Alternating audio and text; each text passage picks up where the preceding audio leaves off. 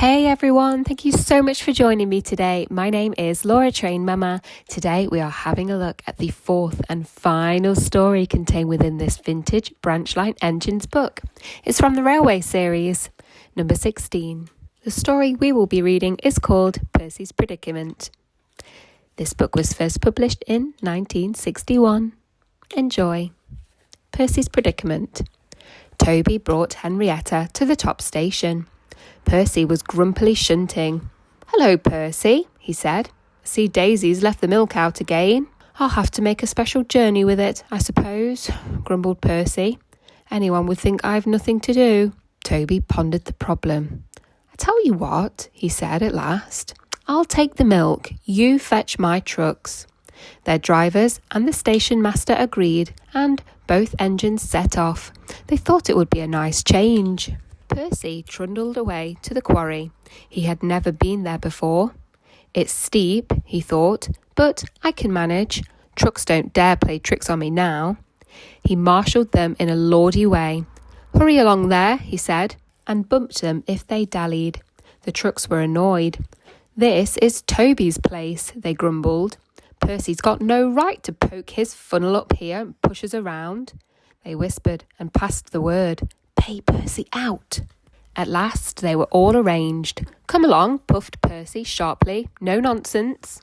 "We'll give him nonsense," giggled the trucks, but they followed so quietly that Percy thought they were completely under control.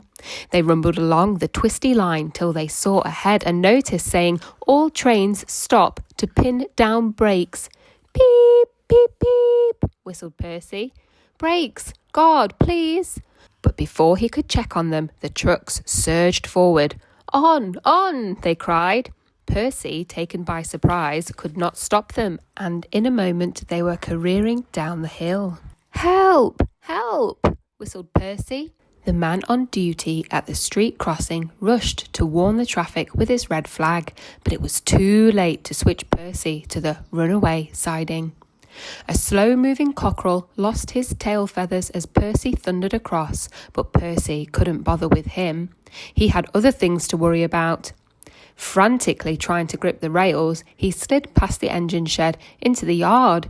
"Beep, beep! Look out!" he whistled. His driver and fireman jumped clear. Percy shut his eyes and waited for the end. At the end of the yard, there are sheds where workmen shape rough stone brought back from the quarry. Then they load it into trucks, which are pulled to another siding out of the way. A train of these stood here when Percy came slithering down. The guard had left his van. He was talking to the station master. They heard a frantic whistling and a splintering crash. They rushed from the office. The brake van was in smithereens. Percy, still whistling fit to burst, was perched on a couple of trucks while his own trucks were piled up behind him. The Fat Controller arrived the next day. Toby and Daisy had helped to remove most of the wreckage, but Percy still stood on his perch. "We must now try," said the Fat Controller crossly, "to run the branch line with Toby and a diesel. You have put us in an awkward predicament." "I'm sorry, sir."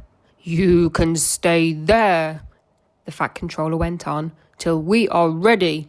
Perhaps it will teach you to be careful with trucks." Percy sighed. The trucks wobbled beneath his wheels. He quite understood about awkward predicaments. The Fat Controller spoke severely to Daisy too. "My engines do not tell lies," he said. "They work hard, with no shirking. I send lazy engines away." Daisy was ashamed. "However," he went on, "Toby says you worked hard yesterday after Percy's accident, so you shall have another chance." "Thank you, sir," said Daisy. "I will work hard, sir. Toby says he'll help me." "Excellent. What Toby doesn't know about branchline problems," the Fat Controller chuckled, "such as balls, isn't worth knowing. Our Toby's an experienced engine." Thomas came back next day and Percy was sent to be mended. Annie and Clarabelle were delighted to see Thomas again, and he took them for a run at once because they hadn't been out while he was away. Thomas Toby and Daisy are now all friends. Daisy often takes the milk for Thomas, and when Toby is busy, she takes Henrietta. Toby has taught Daisy a great deal.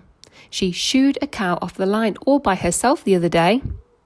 That shows you, doesn't it? That brings us to the end of the fourth and final story contained within the Vintage Branchline Engines book. It's from the Railway series, number 16. If you enjoyed listening along with me today, please don't forget to like the video and check you're subscribed, and have a great day.